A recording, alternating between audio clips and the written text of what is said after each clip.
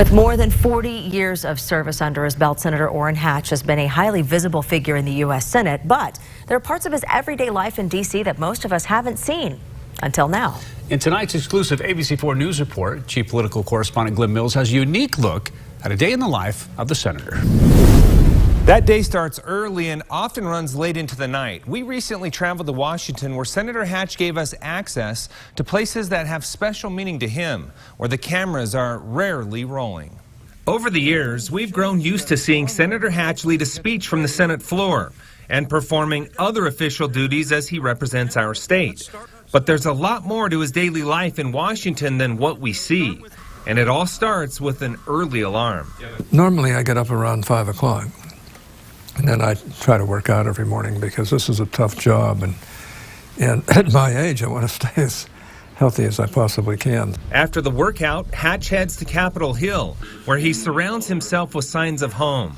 His favorite NBA team, a successful winter games, and his family, all prominently on display in his office. We've had 4 missionaries in the family, and every one of them is an exceptional human being. In fact, all of our children are really exceptional.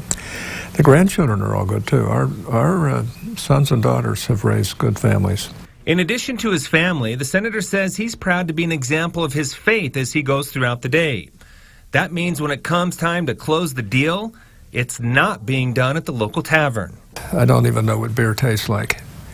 I don't know what hard drinks taste like either.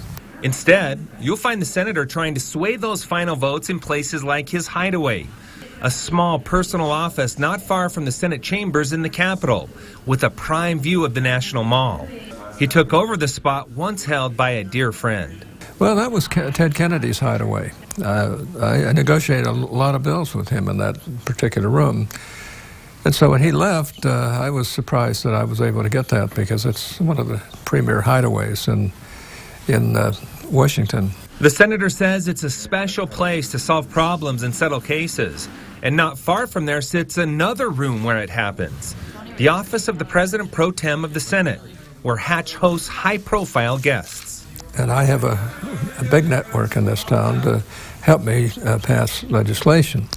But I also go straight to the people and make a case with them, and most of them show great respect for me. Senator Hatch is third in line to the presidency, a position never held by a Utah politician. Along with that comes the responsibility of signing past legislation.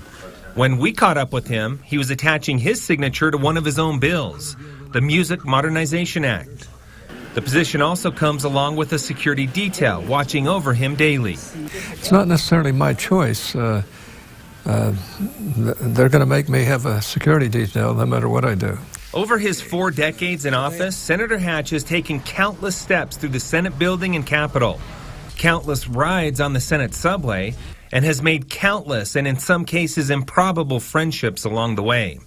He's walked where we honor sacrifice and recognize the great leaders of the country, but don't ask him for a restaurant recommendation. But I haven't been to a restaurant in downtown D.C. in probably 20 years. That's because, above all, there is one place he says he wants to spend his free time. Where I do spend my time is mainly at home here. It's such a thrill and privilege to get home. Senator Hatch announcing earlier this year that he would be stepping aside. His 7-term career is now in its final weeks, and it's something we may never see duplicated in the state of Utah. Back to you.